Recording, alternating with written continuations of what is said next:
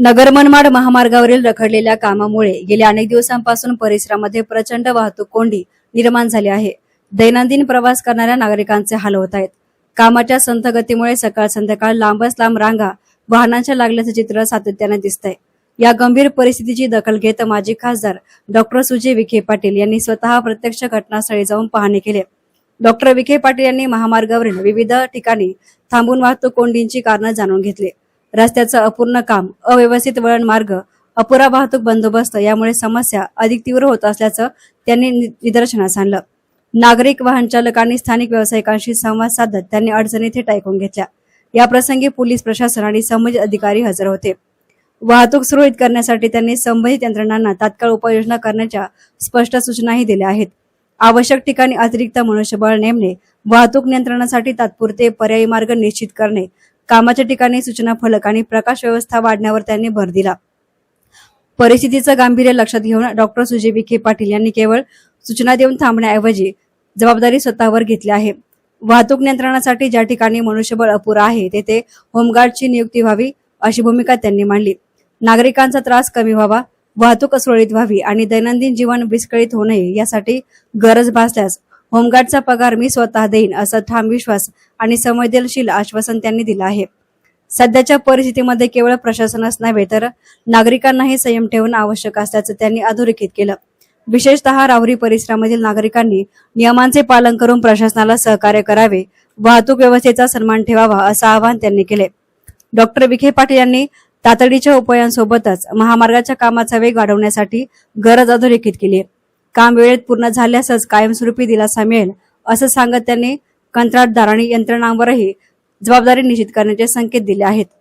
या प्रसंगी विक्रम भुजाडी, नयन शिंगी, राजेंद्र ओंडे, अक्षय तनपुरे, मनोज गव्हाणे, राजू गायकवाड, महेश गायकवाड आदींसह कार्यकर्ते हजर होते।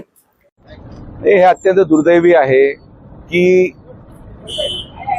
आंदोलनाची भूमिका घेणं आणि आंदोलन पुकारणं या पलीकडे जाऊन कुठल्याही लोकप्रतिनिधींनी फील्डवर येऊन ट्रॅफिक डायव्हर्जन झालं कसं पाहिजे, ट्रॅफिक डायव्हर्जन मध्ये कुठं चूक होते का कोणीच पाहायला तयार नाही। कोणाला तरी उतरावं लागेल।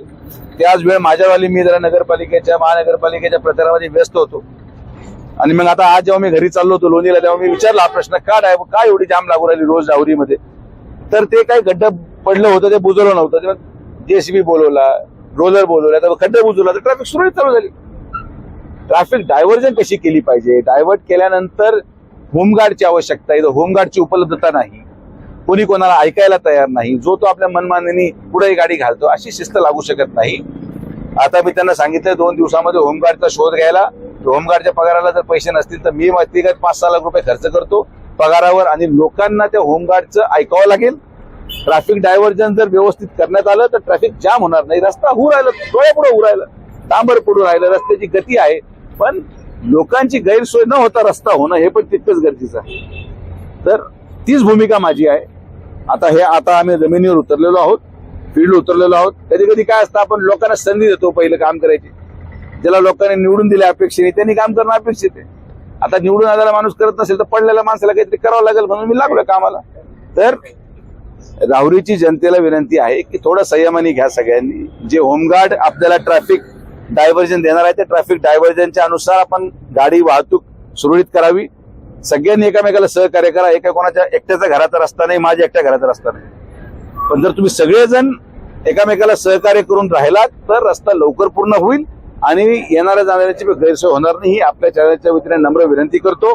राहुरीचं सदैव प्रेम हे आमच्या परिवारावर राहिलेलं आहे आणि म्हणून त्या विश्वासाने मी सांगतो की राहुरीची जनता माझं ऐकेल आणि सगळ्या ठेकेदारांना सहकार्य करून आपल्याला पुढे जावं लागेल। धन्यवाद। एहसान मीडियासाठी प्रतिनिधी गोविंद फुनगे, राहुरी।